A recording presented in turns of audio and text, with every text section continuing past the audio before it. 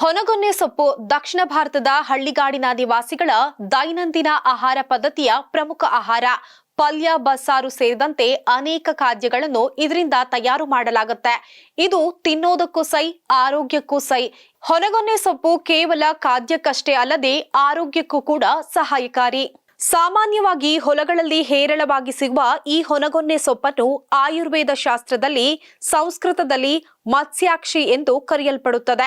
ಈ ಸೊಪ್ಪು ತನ್ನ ಔಷಧೀಯ ಗುಣಗಳಿಂದ ಪ್ರಖ್ಯಾತಿ ಹೊಂದಿದೆ.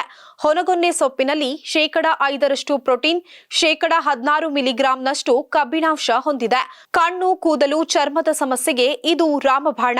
ಅಷ್ಟೇ ಅಲ್ಲದೆ ಕೆಮ್ಮು, ನೆಗಡಿ, ಸಕ್ಕರೆ ಕಾಯಿಲೆ ಮೂಲ ಸಮಸ್ಯೆಗೂ ಇದು ಪರಿಹಾರವಾಗಿದೆ. ಇಂತಹ ಅಮೂಲ್ಯ ಔಷಧೀಯ ಗುಣಗಳು, ಸೊಪ್ಪಿನ ಉಪಯೋಗಗಳು ಇಲ್ಲಿದೆ.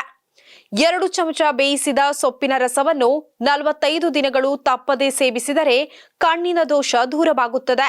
ಈ ಸೊಪ್ಪಿನ ಹೂಗಳನ್ನ ಸೇವಿಸಿದರೆ ಇರುಳು ಕುರುಡುತನ ವಾಸಿಯಾಗುತ್ತದೆ.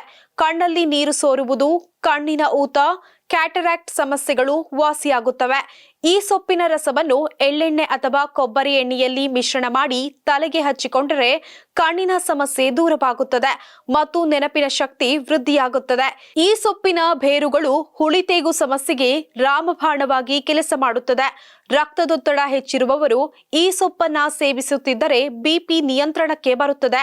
ಚರ್ಮದ ಕಜ್ಜಿ, ಗುಳ್ಳೆ, ಮೊಡವೆ ಸಮಸ್ಯೆಗಳಿಗೆ ಔಷಧಿಯಾಗಿ ಬಳಕೆಯಾಗುತ್ತದೆ. ಅಜೀರ್ಣ ಸಮಸ್ಯೆಯನ್ನು ಹೋಗಲಾಡಿಸುತ್ತದೆ. ಈ ಸೊಪ್ಪಿನಲ್ಲಿರುವ ನಾರಿನಾಂಶ ಸಕ್ಕರೆ ಕಾಯಿಲೆಯನ್ನು ದೂರ ತಳ್ಳುತ್ತದೆ. ಈ ಗಿಡದ ಬೇರನ್ನು ಹಾಲಿನಲ್ಲಿ ಅರೆದು ಕುಡಿಯುವುದರಿಂದ ಮೂತ್ರ ವಿಸರ್ಜನೆ ಸಮಸ್ಯೆ ನಿವಾರಣೆಯಾಗುತ್ತದೆ. ಈ ಸೊಪ್ಪಿನ ರಸ ಮತ್ತು ಮೂಲಂಗಿ ಸೊಪ್ಪಿನ ರಸ 10 ಗ್ರಾಂ ಮಿಶ್ರಣ ಮಾಡಿ ಚಿಟಿಕೆ ಸೈಂಧವ ಲವಣ ಸೇರಿಸಿ ಕುಡಿದರೆ ಮೂಲವ್ಯಾಧಿ ಸಮಸ್ಯೆ ನಿವಾರಣೆಯಾಗುತ್ತದೆ.